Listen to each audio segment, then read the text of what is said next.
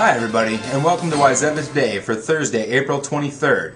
I'm Sun Sailor Community Editor Jared Huzengay, and today we'll take a look at this week's edition of the Wayzata Sun Sailors, which is on newsstands today. On the front page this week we have two stories from opposite sides of the spectrum. First, the bad news. The City of Wayzata is facing a revenue shortfall for 2009 that could be as much as $300,000 when all is said and done. The shortfall is due to a slowdown in development fees coming into the city. City Manager Al Orsen told me last week that in a typical year the city has received between $50,000 and $60,000 in development fees by the end of the first quarter. This year that number has dipped to just over $13,000. The City Council certainly has some tough decisions facing it, with service cuts and employee layoffs a possibility to help make up the difference. The first casualty of the cutbacks seemed to be the city's newsletter, The Bay Window. The summer edition of the newsletter has been trimmed significantly with longer versions of stories on the city's website.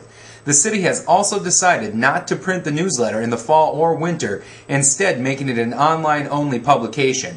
Last week, City Council member Mary Bader hinted that a move like this might be coming, but insisted that it's not necessarily a bad thing for the city, as it will help to save nearly $10,000 and will also help the city ramp up communication efforts on its website, which is something it has been trying to do for quite some time.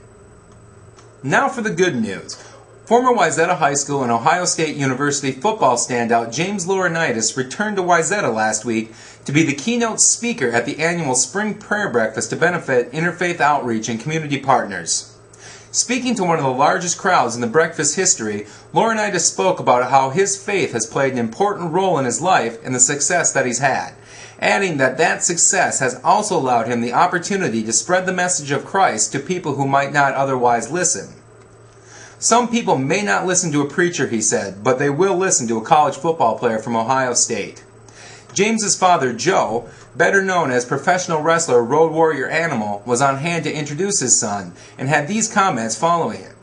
James is special because he's got tenacity and the heart to be a great athlete, he said. He's a nice young man and a nice young Christian man. It's hard for me to put into words how proud I am of him. Not only his football, being one of 5 three-time All-Americans in college football, there's a reason only 5, and now he's on the Lord's All-Star team. He knows he's been given this gift and platform to use. James Laurinaitis is expected to be a first-day selection in this year's NFL Draft, which will be held Saturday and Sunday afternoon. First-day coverage gets underway at 3 p.m. and will be broadcast on the NFL Network and ESPN.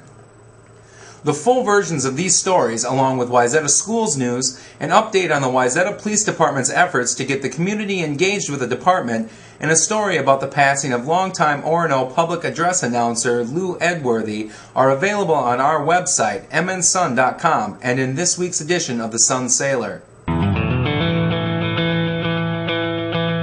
Now let's take a look at the weatherunderground.com forecast. A link to weatherunderground.com can be found on our website, mnsun.com.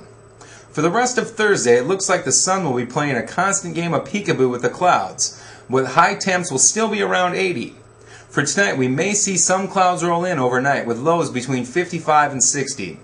For Friday, it looks like more of the same warm temperatures with highs around 75 and some clouds. There's also a 20% chance of showers and thunderstorms throughout the day. For Wayzata Today and mnsun.com, I'm Jared Huzengay, and I'll see you tomorrow.